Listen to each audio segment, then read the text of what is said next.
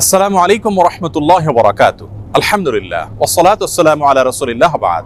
সুপ্রিয় দর্শক, এই পৃথিবীতে আমাদের প্রতি আল্লাহ তাআলার যত নেয়ামত আছে তার মধ্যে অন্যতম শ্রেষ্ঠ একটি নেয়ামত হলো নেক সন্তানের নেয়ামত। যে সমস্ত বাবা মাকে আল্লাহ তাআলা নিঃসন্তান রেখেছেন, সন্তানহীনতার কষ্ট এবং পরীক্ষা কত কঠিন সেটি তারাই সবচেয়ে ভালো বলতে পারবেন। আজ আমরা কোরআন এবং হাদিস থেকে এমন 5টি আমলের কথা শেয়ার করতে চাই যে আমলগুলোর মাধ্যমে আমরা শুধুমাত্র সন্তানই নয় বরং নেক সন্তান লাভ করব ইনশাআল্লাহ বিইذنিল্লাহ। তবে সবকিছুর আগে আমাদেরকে মাথায় রাখতে হবে সূরা শুরার 50 নম্বর আয়াত। আল্লাহ তাআলা বলেছেন, ইয়াহাবু লিমান ইয়াশাউ ইনাসা ওয়া ইয়াহাবু লিমান ইয়াশাউ যুকুর আও ইউযাওয়িজুহুম যুকরানা ওয়া ইনাসা ওয়া ইয়াজআলু মান ইয়াশাউ আকীমা। যার অর্থ হলো আল্লাহই হলেন সেই মহান সত্তা, তিনি যাকে ইচ্ছা তাকে কন্যা সন্তান দান করে থাকেন, যাকে ইচ্ছা তাকে পুত্র সন্তান দেন, আর যাকে ইচ্ছা তাকে উভয়টি দান করেন, আর যাকে ইচ্ছা তাকে কোনোটি দান করেন না। আমাদের অনেক ভাই বোন আছেন যারা সন্তানহীনতার কষ্ট এবং দুঃখ গোছাবার জন্য, লাঘব করবার জন্য অনেক মাজারে গিয়ে ধর্ণা দেন, সেখানে গিয়ে সন্তান প্রার্থনা করে থাকেন। এই কাজটি আমাদের ঈমান হরণকারী একটি কাজ। আরও অনেক কাজ করে থাকেন অনেকেই, যে কাজগুলো আসলে আমাদের ঈমানের সঙ্গে সঙ্গতিপূর্ণ নয়। এজন্য সর্বপ্রথম মাথায় রাখতে হবে যে সন্তানহীনতার কষ্ট এবং দুঃখ এটি ঘোচাবার জন্য, সন্তান লাভের জন্য, অনেক সন্তানের জন্য শুধুমাত্র আল্লাহ তাআলার কাছে আমাদেরকে প্রার্থনা করতে হবে। আল্লাহ তাআলার দুজন নবী জাকারিয়া এবং ইব্রাহিম আলাইহিস সালাতু ওয়াস সালাম, তারা উভয় আল্লাহ রাব্বুল আলামিনের কাছে এমন একটা বয়সে এসে সন্তান এর প্রার্থনা করেছেন যখন সন্তান হওয়ার কথা নয়। আল্লাহ তাআলা তাদেরকে সেই সময়ে সন্তান দিয়েছিলেন এবং কোরআনে কারীমে তাদের সেই দোয়ার ফরম্যাট উল্লেখ করে দিয়েছেন।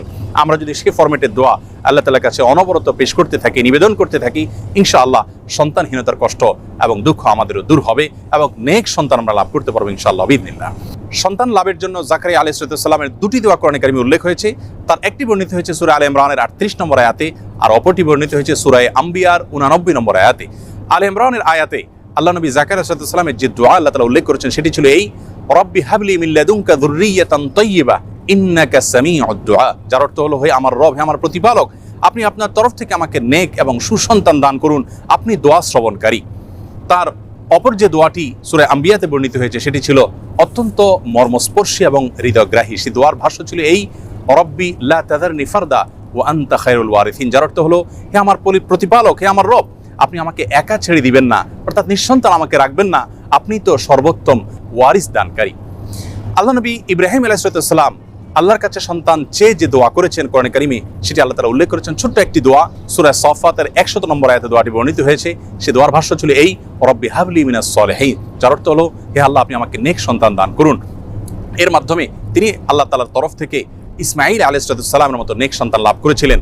জাকারিয়া আলাইহিস সালামের যে দুটি দোয়া আমরা উল্লেখ করেছি, তার মাধ্যমে তিনি আল্লাহ তাআলার কাছ থেকে ইয়াহয়া আলাইহিস সালামের মতো নেক সন্তান লাভ করেছিলেন।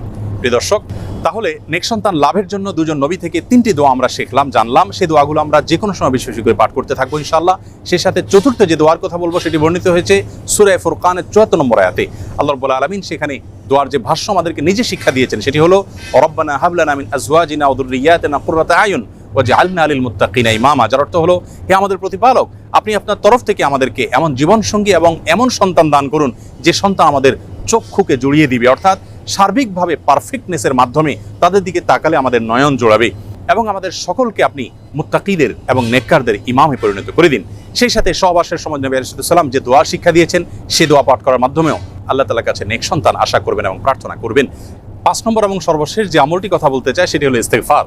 ইস্তিগফারের মাধ্যমে আল্লাহ রাব্বুল আলামিন তার বান্দাদেরকে সন্তান দেওয়ার মাধ্যমে সমৃদ্ধ করে থাকেন, নেক সন্তান দান করে থাকেন।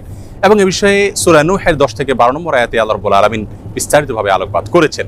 প্রিয় দর্শক, অতএব আসুন আমরা আল্লাহ তাআলার কাছে নেক সন্তান লাভের জন্য আম্বিয়া আলাইহিস সালামের শেখানো দোয়া এবং সাধারণ যে দোয়া সূরা ফুরকানে বর্ণিত সে দোয়া বেশি বেশি করে পাঠ করি, এবং সহবাসের সময় মা বাবা অবশ্যই আল্লাহ তাআলার কাছে উভয়ে দোয়া করবেন, নবী আলাইহিস সালামের সেই শেখানো দোয়া। সেই সাথে বেশি থেকে বেশি আমরা ইস্তিগফার করব। এর পাশাপাশি সন্তান না হওয়ার পেছনে বৈজ্ঞানিক যে সমস্ত কারণ আছে, সে সমস্ত কারণগুলো আমরা উদ্ঘাটন করে সেগুলো থেকে যথাসম্ভব বেঁচে থাকার চেষ্টা করব এবং সুন্নাহ সম্মত লাইফস্টাইলকে আমরা অনুসরণ করব। আল্লাহ তাআলা আমাদের সকলকে নেক সন্তানের এই মস্তবয় নেয়ামত লাভ করে ধন্য হওয়ার তৌফিক নসিব করুন।